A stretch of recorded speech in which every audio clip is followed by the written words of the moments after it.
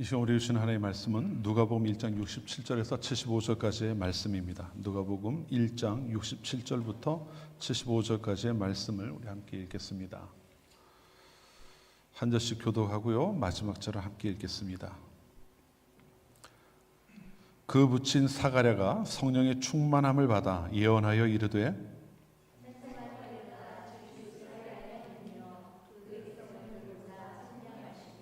우리를 위하여 구원의 뿔을 그 종 다윗의 집에 일으키셨으니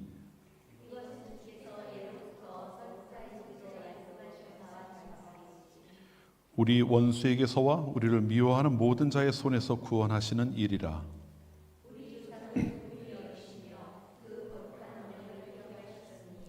곧 우리 조상 아브라함에게 하신 맹세라. 종신토록 주의 앞에서 성결과 의로 두려움 없이 섬기게 하리라 하셨도다. 아멘. 로마에 있는 우르반 대학이라고 하는 곳이 있대요. 그곳에 대강당에 가면은 이런 글씨가 적혀 있다고 합니다. 그리고 그 다음에는 이렇게 점점점 이렇게 써 있다고 합니다. 그래서 확인을 해보지는 못했지만요. 여기는 사연이 있는데 이런 이야기가 있어요. 오래전 로마 법대 졸업반에 있던 학생 하나가 너무 가난하고 힘들어서 공부를 계속할 수 없게 되었다고 합니다. 그 당시 한 1500년대라고 해요. 1500년대에 있었던 필립 네리라고 하는 사람이 있었는데 그는 아마 이제 경제적으로 좀 어려운 사람들을 도와주기도 하고 이런 일을 좀 했던 것 같아요. 가난한 자들을 좀 돕기도 하고 병자들을 돌보기도 하는 이런 일을 아마 했던 것으로 보입니다. 근데 그 사람을 사제였어요. 사제였는데 그를 찾아가가지고 도움을 청한 거죠. 내가 너무 힘드니까 좀 경제적으로 도움을 달라 이렇게 요청을 했습니다. 내가 그의 사정을 쭉 듣고는 그렇게 하자고 동의를 했죠. 그러면서 질문을 몇 가지를 했다고 합니다. 그래, 이 돈을 주면은 이제 학생은 무엇을 하려고 하냐? 그랬더니 법대를 다니고 있으니 맞춰야 되겠죠. 대답을 했습니다. 그랬더니 그 필립 네리가 또 다시 물어요. 그럼 그 다음에는 뭘 하려고 합니까? 법대를 마쳤으니 변호사가 되어야 되겠죠. 또 질문을 해요. 그 다음에는 돈을 벌어야 되지 않겠습니까? 빚도 갚고. 그리고 그 다음에는 또 물어요. 계속 묻는 거죠. 집을 지을 겁니다. 그 다음에는 마차를 준비하고요. 또 그 다음에는 또 묻는 거예요. 그랬더니 결혼을 하고 또 그 다음에는 뭘 할까요? 이제 자녀를 낳고 자녀들을 양육하고 하는 이런 일들을 해야 되겠죠. 그리고 그 다음엔 또 물었어요. 여러분 그쯤 가면은 뭐라고 대답을 할 것 같으세요? 여러분이라면 이 사람도 이 학생도 그 다음에 생각해 본 적이 별로 없지 않겠습니까? 그랬더니 그냥 점점 늙어가겠지요. 대답을 했습니다. 그때 또 그 필립 네리가 또 물어요. 그 다음에는 어떻게 뭘 하겠냐고요. 근데 이 학생이 그 다음에 대답을 하지 않았답니다. 할 말이 없는 거예요. 머릿속에 답은 있었어요. 머릿속에 답은 있었는데 그 답을 입 밖으로 내기가 좀 힘들었던 것 같아요. 왜냐하면 그 머릿속에 떠오르는 답은 그 다음에 죽는 건데 이 생각이 딱 든 거죠. 죽는 건데? 그러면은 뭐가 남지? 이제 이런 생각이 들었던 겁니다. 말을 못한 이유는 다른 게 아니라 결론이 죽음이라는 것 때문에 말을 못한 게 아니라요. 그걸 생각하고 나니까 내가 왜 이렇게 지금 하루하루를 부지런히 살아가고 있는지 그 의미가 이제 희미해지는 그 허무함을 느꼈던 거예요. 인생을 사는 게 이런 거구나라는 생각을 하면서 대답을 못했다. 그래서 거기 가면 그렇게 그 다음에는이라는 글귀가 있다고 해요. 근데 여러분 어떻습니까? 여러분도 그 다음이라는 질문을 계속 받다 보면 여러분은 그거에 대한 뭐라고 대답을 하실 것 같아요. 그리고 여러분이 그런 답이 분명히 있는지 한번 좀 생각을 해 보십시오. 그냥 무작정 앞을 향해 막 달려가고 있는 그런 모습은 아닌지 말이죠. 사실 아마 이 필립 네리를 찾아와서 이야기했던 이 학생과 같은 그러한 대답을 하는 경우가 참 많을 것 같아요. 어느 순간 가면은 더 이상 할 말이 없어지는 이런 상황 말이죠. 더 이상 답을 갖지 못하는 겁니다. 그 다음에 왜요? 죽고 나면 다 끝이다 이렇게 생각을 하는 세상을 우리가 살고 있으니까요. 그런데 오늘 우리가 읽었던 말씀에서도 나오는 내용이기도 하지만 지금 우리가 대강절을 지내고 있으면서도 계속 상기하는 그런 내용이기도 하지만 성탄이라고 하는 이 사건은 어쩌면 그 다음에는 마지막에 물었던 질문에 대한 구체적인 답을 주는 것이기도 하고 그 질문에 대한 답이 범위가 확 넓어지는 그러한 우리에게 기회를 주는 그러한 사건이 아닌가 싶어요. 오늘 우리 읽은 말씀 통해서 그럼 도대체 어떤 면에서 그런 것인가를 함께 좀 생각해 보고자 합니다. 자, 오늘 우리가 읽은 본문 말씀은요, 세례 요한의 아버지의 이야기예요. 세례 요한의 아버지 사가랴의 이야기입니다. 근데 그가 이제 이야기하는 것으로 본문이 시작이 되죠. 그런데 아무 이야기는 한 게 아니라 오늘 본문을 보면은 성령 충만하여서 예언하였다 이렇게 이야기를 하고 있어요. 그러니까 다시 말하면 무슨 이야기입니까? 성령으로 말미암아 예언을 했다 이렇게 이야기하고 있는데, 예언이라고 하는 말 제가 예전에도 몇 번 드린 적이 있습니다만, 예언이라고 하는 말은 단순히 미래의 일을 예측하고 미리 이야기한다는 의미만 가지고 있는 게 아니라 성경에서는 대부분의 경우 하나님의 뜻을 드러낸다, 하나님의 뜻을 전한다 이런 의미를 가지고 있어요. 예언한다는 말은요.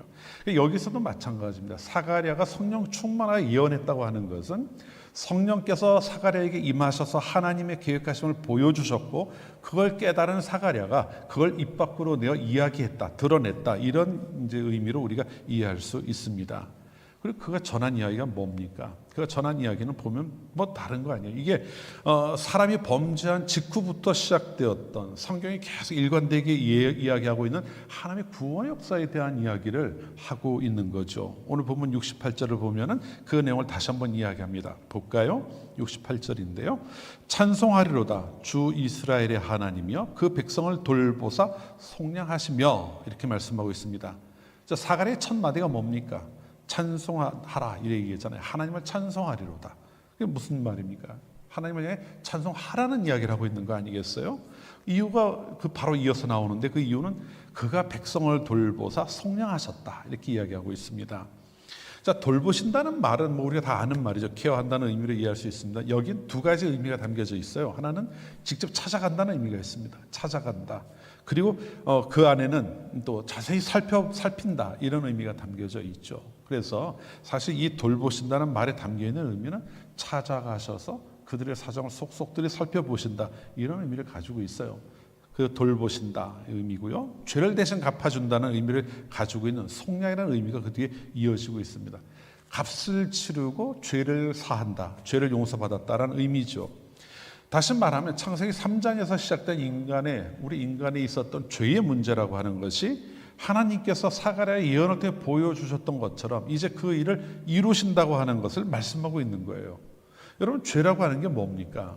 우리가 죄에 대해서 뭐 이제 앞에서 레위기나 이런 데 살펴보면서 계속 이제 강조해 왔던 내용이기도 합니다만은, 죄라고 하는 것은 하나님과 관계에 단절된 상태를 의미한다 그랬어요. 내가 어떤 행위를 한다고 하는, 뭐 죄의 결과로 그런 게 나타나긴 합니다만은 그 자체를 가리키는 것이 아니라 하나님 관계가 단절되었다고 하는 그 상태를 이야기하는 것이죠. 그래서 성경이 이야기하는 죄는 행위에 포커스를 맞추는 게 아니라 어떤 상태에 포커스를 맞추고 있는 겁니다. 하나님과의 관계가 끊어지고 하나님 없이 살아가려고 하는 그 상태에 있던 사람들이었던 거예요. 그런데 하나님께서 그 죄를 속량하신다고 하는 말은 무엇이겠습니까? 그 문제를 해결하시는 거예요. 하나님 없이 살아가던 세상 가운데 하나님을 찾아오시고 그 하나님이 우리와 함께 하신다고 하는 것을 보여주는 그러한 일을 이루신다고 하는 것을 말씀하고 있는 것이죠. 그러니까 우리가 지금 대강절을 지내면서요, 대강절을 계속 이제 묵상하고 있는데, 대강절의 주인공이 누구십니까? 이게 바로 예수님이잖아요. 이 땅에 오신 하나님이신 예수님이에요. 그 예수님이 이 땅에 오셨다 하는 것은 바로 그런 의미를 가지고 있는 겁니다. 우리와 관계없이, 그 하나님이 우리를 끊어낸 건 아니죠. 우리가 하나님의 범죄함으로 하나님 관계가 끊어져 있었는데 하나님께서 찾아오신 거예요. 우리를 찾아오셔서 우리를 살피시고 우리와 함께 하시는 거죠. 그러면서 우리의 죄의 문제를 해결해 주셨다는 이야기를 하고 있는 거거든요. 이 성탄절이라고 하는 이 말은요, 대강절을 지내면서 예수님 우리를 이 땅에 오셨다, 우리의 죄를 대속하셨다, 이걸 생각하게 하는 이 성탄절이라고 하는 것은 어쩌면 죄로 인해서 인간에게는 거기가 끝이야라고 만들어져 있던 우리의 삶과 우리 모든 세상 사람들의 삶 속에 그 뒤를 만들어주는 역할을 하는 그런 기회가 됐다는 겁니다. 아까 말씀 속에 언급했던 필립 네리라고 하는 사람이 마지막 그 다음에는 이라고 하는 질문을 했을 때 청년이 선뜻 대답하지 못했다 그랬어요. 왜 그랬습니까? 죽음으로 끝나버리고 나니까 그 다음엔 아무것도 없거든요. 그 인생이 허무한 거예요. 야, 그렇게 끝나는 것 때문에 내가 이렇게 열심히 달려가고 있는가? 이런 생각을 할 수밖에 없는 상황에 있었던 거죠. 그런데 필립 네리가 하는 이야기는 그게 아닙니다. 너의 인생이 허무하다는 얘기를 하는 게 아니라 그 다음에 뭐가 있는지를 보라는 이야기를 하고 있는 겁니다. 우리 그 성도님들은 대부분 젊기 때문에 그런 쪽에 대한 생각을 별로 해보지 않으셨을 거라고 생각을 합니다만, 그분에 대한 생각을 해보라는 이야기예요. 그 다음에 뭡니까? 사망이에요. 근데 거기서 끝이 난다고 하면 그래도 허무하다는 걸로 마무리될 수 있겠지만 그것도 아니란 말이에요. 성경은 일관되게 그 뒤에 심판이 있을 것이라는 이야기를 하고 있어요. 그리고 분명히 그 길이 나뉘어진다는 것에 대한 이야기를 하고 있지 않습니까? 그 다음에는 심판이 있고 그 다음에는 영생이 있을 것이다 라는 말씀을 들려주고 있는 거예요. 사실 그 이전까지, 예수님이 오시기 이전까지 인간에게 그 뒤가 없었던 것과 다름이 없죠. 죄 문제를 해결할 수 있는 방법이 없었으니까요. 그런데 예수님이 오셔서 그 죄의 문제를 해결하심으로 그 길을 열어놓으신 겁니다. 그리고 우리가 성탄을 지낸다고 하는 것은 예수님이 우리를 위해 이 땅에 오셨습니다. 우리를 구원으로 인도하셨습니다. 이런 고백을 하는 아주 중요한 계기가 되는 사건이기도 하지만 우리에게는 죽음 이후에 그 다음에는 이라고 이야기할 때 그 다음에 대한 이야기를 할 수 있는 그 기회를 허락하신 아주 우리에게 의미 있는 그리고 너무나도 큰 사건이었다는 것이죠. 세상은 여기까지밖에 못 봐요. 그건 지금도 마찬가지죠. 하지만 예수님이 이 땅에 오심으로 우리로 하여금 그 뒤를, 그 너머를 볼 수 있게 하셨다는 겁니다. 독생자를 보내셨어요. 그리고 그분을 통해 우리의 죄의 문제를 대신 해결하셨습니다. 그리고 그것으로 끝난 게 아니라 죄의 문제를 해결하심으로 우리를 영원한 멸망이 아닌 영원한 생명으로 인도하시는 그러한 길을 여셨다는 거예요. 2000년 전에 성탄을 허락하신 이유는 바로 거기에 있는 겁니다. 여러분을 2000년 전에 태어났던 그 사람들, 그 시대를 살던 사람들이 아니라 2000년이 지난 지금이지만 이 시대를 살아가는 우리들에게 하나님께서 그 길을 열어가시는 과정으로 예수님을 이 땅에 보내셨다고 하는 것을, 우리에게 성탄을 허락하셨다고 하는 것을 기억해야 한다는 것이죠. 그렇기 때문에요, 성탄은 다른 누군가를 위한 사건이 아닙니다. 여러분 지금도 밖에 나가 보면은 성탄 캐롤이 울려 퍼질 거고요. 사람들이 저마다 어떤 연말 이런 분위기에 취해서 기쁜 시간을 갖고 있을 거예요. 그런데 그 시간은 단순히 우리가 그냥 들뜬 분위기에서 보내는 이러한 시간이 아니라는 거죠. 우리가 예전에는 너무나도 인정하기 싫었던, 우리의 끝은 이렇게 될 거라고 했던 그것을 넘어서게 만들어주는 그런 사건이었기 때문에 그것을 경험한 이들에게 있어서는 그 예전에 있었던 부정적인 생각들을 다 씻어낼 수 있는 것 아닙니까? 사망이야, 그 다음엔 끝이야, 영원한 멸망이야, 이렇게 갔던 것들을 이제 다 씻어낼 수 있게 해주셨다는 거죠. 그 일을 위해 예수님이 이 땅에 오셨고 그 일을 이루셨음을 보여주고 있는 겁니다. 왜 사가랴가 여기서 찬송하리라다는 말로 시작을 할까요? 바로 그런 이야기예요. 그가 우리에게 찾아 우리를 돌보시고 우리를 속량하셨다 이야기하잖아요. 그 말에 담겨있는 의미는 하나님께서는 우리에게 그 다음에 이어지는 그 질문 속에 명확한 답을 가질 수 있게 해주셨다고 하는 것을 보여주고 있는 겁니다. 그러니 그 일을 이루신 하나님을 찬양하라는 말씀을 하고 있는 거죠. 여러분 한번 생각해 보십시오. 우리가 하나님에 대해서 예수님께서 참 많은 이야기를 합니다. 성탄이 맞을 때마다 이러한 비슷한 이야기를 계속 듣고 우리가 살아왔을 거예요. 그런데 성탄을 맞을 때 우리는 얼마나 그 성탄에 주로 오신 예수님으로 인하여 기뻐하고 있는지를 생각해 볼 수 있어야 합니다. 여러분 성탄이 다가오면 괜히 마음이 들떠요. 연말연시가 되니까요. 또 이번 올해 같은 경우 24일 눈도 온대요. 그럼 화이트 크리스마스가 될 것 같잖아요. 그러면은 얼마나 분위기가 좋습니까? 사랑하는 사람을 만날 수도 있고 또 내가 사랑하는 사람에 선물을 해줄 수도 있고 얼마나 기쁜 일들이 많아요. 그런데 그냥 다 거기에 매몰되어 넘어가 버리고 나면은 정말 나를 위해 그 모든 일을 이루신 내 삶 속에 가장 중요한 의미가 있다고 할 수 있는 그 다음에라고 하는 그 질문에 답을 허락하신 하나님을 놓쳐버릴 수 있지 않느냐는 겁니다. 여러 가지 기쁜 마음으로 이 시간을 지나는 건 참 좋은 일입니다. 하지만 성도라면은요, 적어도 이날 이 땅에 오신 그리스도 예수께서 나를 위해 그러한 질문에 대한 답을 주셨다는 걸 생각할 수 있어야 한다는 겁니다. 그리고 그로 인하여 즐거워하고 기뻐할 수 있어야 한다는 것이죠. 찬송하려고 하는 그 말이 우리의 고백이 되어야 한다는 말이에요. 오늘도 찬양 중에 크리스마스 찬송을 몇 곡 했습니다. 아마 25일이 되면 더 많이 찬송을 하겠죠. 근데 여러분 그게 그냥 내가 익숙한 그 가사기 때문에, 리듬이기 때문에 그냥 눈을 감고 부르는 그러한 게 아니라 정말 내 마음속에 있는 전심을 다해서 나를 위해 그 일을 이루신 하나님의 사랑을 생각하며 기뻐할 수 있어야 된다는 거 꼭 기억하시기를 바라요. 이제 우리가 목요일이 되면 성탄절 예배를 할 겁니다. 그날까지 한 3일 정도 시간이 남아있는데 묵상하십시오. 하나님께서 나에게 주신 은혜가 무엇인지, 내가 그를 통해 받은 은혜가 무엇인지를 내가 생각할 수 있어야 하는 것 아니겠습니까? 많은 것을 우리에게 베풀어 주셨는데 내가 그 은혜 안에 살아가고 있는데 그것이 나의 것이 되지 못한 채 다른 누군가의 것으로만 되어 있다고 한다면 나는 좀 억울하잖아요. 똑같은 자리에서 같이 예배하고 있는데 말이죠. 찬송하리로다 라고 했던 사가랴의 고백이 이 성탄절을 지내는 여러분의 마음속에서부터 터져나오는 그러한 고백이 되시기를 바랍니다.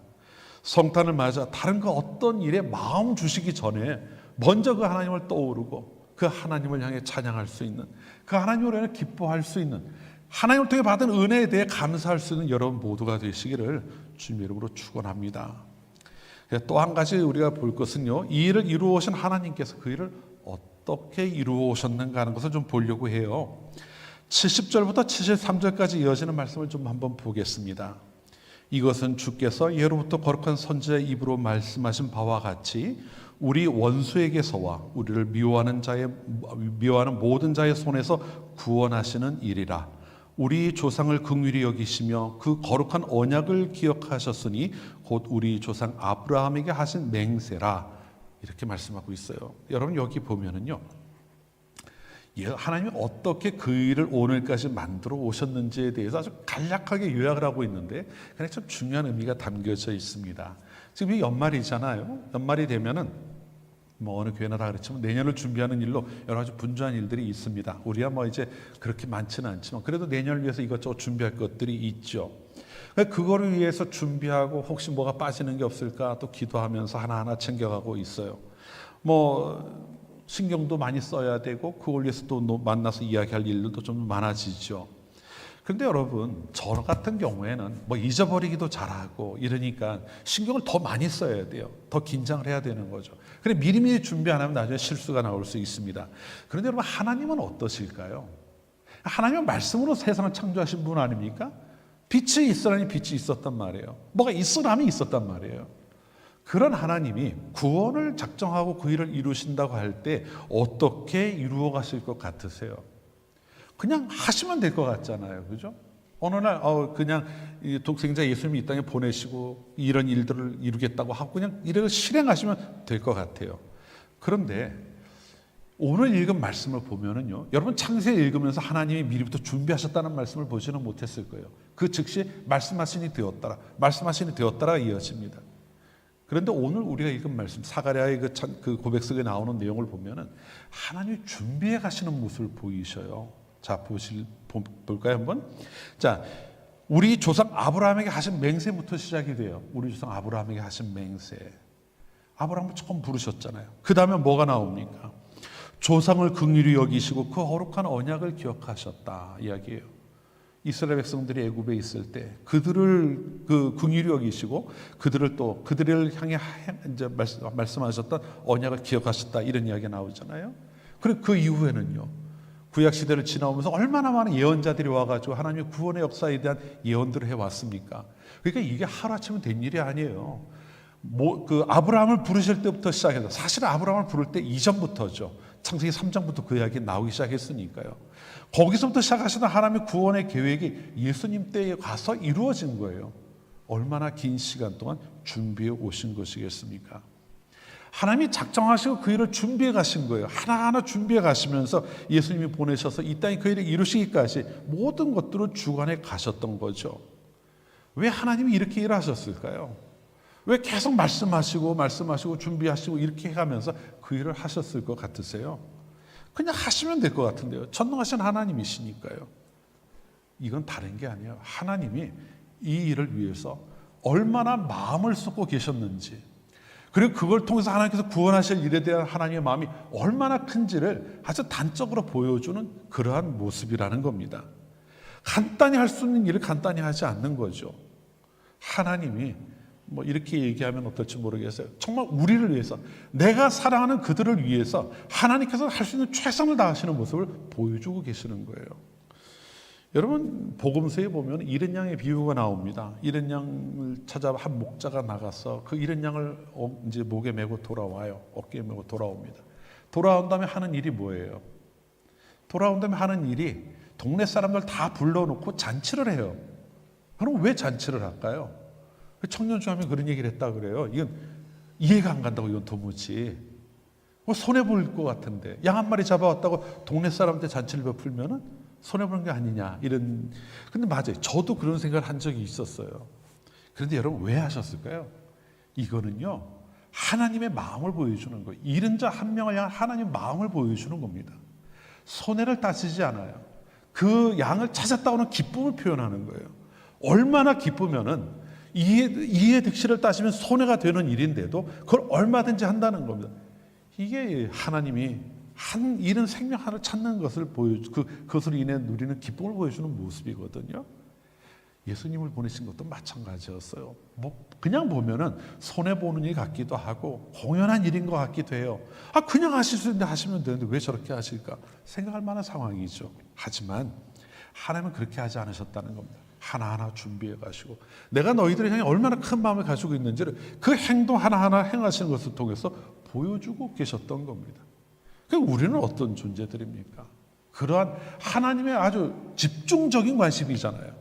여러분을 향한 하나님의 그만 관심이 크다는 거거든요. 살피고 돌아보고 하시면서요. 그러한 사랑을 받은 거 아닙니까? 엄청난 일을 경험하고 살아가는 우리들이죠. 우리가 성탄을 경험한다고 하는 것은 바로 그와 같은 하나님의 마음이 우리에게 쏟아진 걸 의미해요. 여러분 성탄을 보내면서 그것을 놓쳐버린다고 한다면 성도로 살아가면서 가질 수 있는 가장 큰 기쁨 중 하나를 놓치는 게 아니겠습니까? 이제 어제 저희 둘째가 지금 한국에 있잖아요. 한국에 있는데 카드를 한 장 이렇게 보냈어요. 사진을. 옛날에 제가 이제 연애할 때 집사람한테 보낸 카드를 이렇게 보냈더라고요. 거기에 보면 이제 뭐 그때 이제 한참 사귀다가 1년 떨어져 있었을 때 얼마나 마음이 절절했겠어요. 이게 이제 그런 걸 막 썼던 건데 보면서 그런 마음에서 야 마음이 얼마나 그냥 그런 모르겠어요. 집사람 어땠는지 모르겠지만 야 이런 편지를 받았으면 정말 기분이 좋았겠다 이런 생각이 저는 들더라고요. 근데 한 사람이 나한테 관심을 쏟아도 그렇게 되지 않아요. 그런데 하나님이 우리한테 그렇게 관심을 쏟으셨다는 겁니다. 다른 것과 비교할 수도 없어요. 내가 내 능력이 있지만 나는 나의 최선을 다한다는 걸 보여주시는 그 모습을 이 사건 속에서 보여주고 있는 거죠. 성탄절을 지내시면서요. 여러분 한 사람 한 사람 향한 하나님의 그 마음이 있다는 것을 묵상하시면 좋겠어요. 기억하시라는 겁니다. 하나님이 나를 그렇게 사랑하셨다. 하나님이 얼마든지 하실 수 있는 그런 일들도 하나하나 짚어가면서 하셨고 준비하면서 하셨고 나를 향해 그만큼 관심을 쏟으셨다. 그래서 이 대강절을 지내면서 여러분을 위해 그와 같은 정성을 쏟으셨던 하나님을 좀 더 깊이 묵상하면서 알아가는 시간 되셔야 하겠습니다. 그리고 그 하나님을 안다면은요, 그 하나님을 조금이라도 더 깨달아 간다면 어찌 그 안에 기쁨과 감사가 없겠습니까? 왜 찬송이 멈춰질 수가 있겠어요? 하나님이 여러분을 향해 베푸셨던 사랑이 어떤 것인지를 다시 한번 깊이 묵상하고 여러분 마음속에 깊이 새길 수 있는 그런 시간 삼으시기를 바랍니다. 마지막으로 남은 두 절을 더 볼게요. 74절과 75절입니다. 우리가 원수의 손에서 건지심을 받고 종신토록 주의 앞에서 성결과 의로 두려움이 없이 섬기게 하리라 하셨도다. 이렇게 말씀하고 있습니다. 이 부분은요, 사실 이제 사가랴가 앞에서 이야기했던 하나님의 말씀을 쭉 전하는 과정에 어떻게 보면 구체적인 목적이라고 이야기할 수 있을 것 같아요. 하나님께서 우리를 구원하신 목적이죠. 왜 내가 너희를 구원했을까라는 이야기를 하고 있는데 여기에 보면은 섬기게 하리라라는 말이 있어서 이렇게 이해할 수 있을 것 같아요. 야, 하나님 우리를 구원하신 게 결국 하나님 섬기라고 하시는 거 아닌가? 하나님 중심적인 거 아닌가? 이렇게 생각을 할지도 모르겠습니다. 그런데요. 여기서 나는 섬기다고 하는 말의 의미를 조금 더 생각할 필요가 있어요. 원래 의미는요. 여기 사용된 그 섬긴다는 말을 표현하는 우리말로 번역되어 있는 그 헬라어를 보면은 종이 주인을 두려워하며 섬긴다는 의미를 가지고 있는 것은 맞아요. 종이라면 그렇죠. 종이 죄 아래에 있었던 종이라고 한다면 두려움으로 그 앞에 나가서 그를 섬기는 게 맞을 겁니다. 하지만 오늘 말씀에서는 거기에 대한 단서 하나를 잘라내 버려요. 뭐라고 이야기합니까? 두려움 없이 섬기게 하리라 라는 말씀을 하고 있어요. 그건 떼어버리라는 겁니다. 이젠 그건 관계없다는 거예요. 너희가 이제는 신분이 변화되었고 너희가 자녀로 부름받은 자리에 있기 때문에 이제는 관계가 회복되었고 하나님 앞에 서게 되었다는 걸 이야기하고 있는 겁니다. 우리가 사실 하나님을 섬긴다고 하면 뭘로 섬길 수 있겠습니까? 여러분이 가진 거 다 내놓는다고 해서 하나님을 섬길 수 있을까요? 그걸 그 차원으로 이야기하는 게 아니에요. 여기서 하나님이 두려움 없이 하나님을 섬긴다고 하는 표현은 창세기 2장으로 돌아가 보면 그 의미를 명확히 알 수 있을 거예요. 여러분 창세기 2장에서 어떤 장면이 펼쳐집니까? 3장에서 인간이 타락하시면요, 2장에서는 그렇지 않아요. 2장에서는 하나님과 그 아담과 하와가 동산을 같이 거닐었다고 이야기하고 있어요. 하나님이 동산에 찾아오시면 아담과 대화를 했다고 이야기합니다. 피조물이지만 창조주이신 하나님과 함께 대화하고 함께 교제하는 이런 모습을 만들어 나가던 그 시절이 있었던 거예요. 바로 그겁니다. 두려움 없이 하나님 앞에 서게 되었다는 거예요. 죄로 인한 우리의 모든 그 거룩하지 못한 것들을 다 해결해 버리셨으니 이제는 그 앞에 나오게 하신다는 말씀을 하고 있는 겁니다. 이게 그 다음에 우리에게 이루어질 일인 거예요. 우리가 구원 이후에 영원한 생명을 우리가 허락하셨다 이야기할 때 그 다음에 대해서 명확하지 않을지도 모르지만요, 바로 이 부분에 그 이야기를 하고 있는 겁니다. 그 다음에 뭐예요? 하나님의 교제가 남아있는 겁니다. 하나님이 우리를 처음 창조하셨을 때 아담과 하와가 에덴 동산에서 하나님과 함께 거닐며 대화하고 교제했던 그 모습, 창조주신 하나님과 막힘없이 하나님 앞에 나갈 수 있는 그 일들이 우리에게 이루어질 것이라고 하는 것을 말씀하고 있는 겁니다. 하나님 우리 사이에 막힐 것이 이제는 없는 거죠. 죄의 문제가 해결되었고 우리가 꺼리낌 없이 하나님 앞에 나아갈 수 있는 그런 상황에 놓이게 되었음을 말씀하고 있는 겁니다. 지금도 여러분 그렇잖아요. 여러분 하나님 앞에 나아가겠다고 사제를 찾아가는 분 있습니까? 가톨릭에서는 아직 사제를 찾아가서 고해성사를 해요. 근데 여러분 어떻게 하셔요? 여러분이 있는 자리에서 그냥 무릎 꿇고 하나님을 찾으면 되지 않습니까? 무릎 안 꿇어도 하나님 부를 수 있잖아요. 우리가 하나님 앞에 행하게 된 거예요. 그 부분에 대한 이야기를 하고 있는 거죠. 우리는 그걸 지금 미리 맛보며 살아가고 있는 것 아니겠습니까? 성탄을 통해서 하나님께서 우리에게 궁극적으로 이루고자 하시는 것을 보여주신 거예요. 사가랴가 지금 이야기하고 있는 겁니다. 두려움 없이 하나님 앞에 나가서 하나님을 섬기게 될 것이다. 우리가 이제 하나님과 교제하는 관계 속에서 하나님과 함께하는 삶을 살아갈 수 있게 하셨다는 거죠. 성탄이 이제 다 대강절 4주인데요. 벌써 다 지나갔어요. 이제 며칠 안 남았습니다. 근데 그 시간이 지나가면서 하나님께서 나를 위해 이루신 일이 무엇인지를 다시 한번 깊이 묵상하시기를 바랍니다. 그리고 다음 주일 우리가 성탄 감사 예배를 드리는 거예요. 성탄 감사 예배를 드리는 그 시간에 여러분이 진짜 감사의 제목을 가지고 나오실 수 있기를 바랍니다. 하나님 앞에 내가 무엇을 감사하는지를 생각하고 내가 받은 은혜가 무엇인지를 생각하고요, 그것을 구체로 고백할 수 있는 시간을 삼으시라는 거예요. 그냥 나와서 예배 자리만 지키는 것이 아니라 나를 위해 이루신 하나님의 그 놀라운 역사를 다시 한번 마음 깊이 생각하면서 전심으로 하나님을 향해 찬양할 수 있는, 찬송할지어다라는 말에 아멘으로 대답할 수 있는 여러분들이 되시기를 주님의 이름으로 다시 한번 축원합니다. 기도합시다. 하나님, 저희의 죄를 속량하시고 하나님의 백성으로 부르셔서 영원한 하나님 나라를 인도하신 하나님의 크신 은혜에 감사합니다.